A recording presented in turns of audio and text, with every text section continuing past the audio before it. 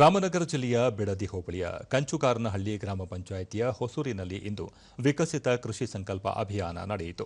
ಈ ವೇಳೆ ವಿಜ್ಞಾನಿಗಳು ಮತ್ತು ಕೃಷಿ ಅಧಿಕಾರಿಗಳು ರೈತರಿಗೆ ರೇಷ್ಮೆ, ತೋಟಗಾರಿಕೆ ಹಾಗೂ ಪಶುಸಂಗೋಪನೆ ಕುರಿತು ವಿವಿಧ ಮಾಹಿತಿ ನೀಡಿದರು.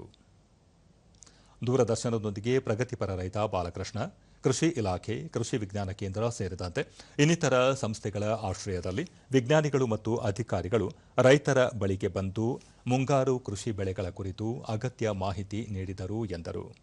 ಕಾಂಡ ಕೊರೆಯೋ ಹುಳು ಯಾವ ಬಿದ್ದಿದೆ ಅದಕ್ಕೆ, ಆಮೇಲೆ ಮತ್ತೆ ಬ್ಲಾಕ್ ಇದು ಟ್ರಿಪ್ಸು, ಮೈಟ್ಸು, ರೇಷ್ಮೆಗೆ ಇದೆಲ್ಲ ಬಿದ್ದಿದೆ, ಅದರಲ್ಲಿ ಯಾವ ತರ ನಾವು ಅದನ್ನ ಬೆಳೆನ ಇಂಪ್ಲಿಮೆಂಟ್ ಮಾಡ್ಕೋಬೇಕು ಅನ್ನೋದ್ರ ಬಗ್ಗೆ ಸಮಗ್ರವಾದ ಮಾಹಿತಿಯನ್ನು ಕೊಟ್ಟಿದ್ದಾರೆ.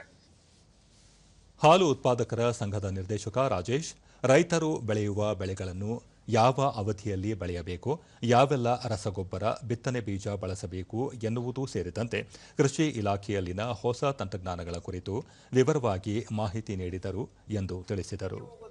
ಹೋಗೋದನ್ನ ತಪ್ಪಿಸಿ ಈಗ ಒಬ್ಬೊಬ್ಬರು ಒಂದೊಂದು ಬೆಳೆನ ಬೆಳೆದಾಗ ಆ ಬೆಲೆ ಬರುತ್ತೆ. ಅವಾಗ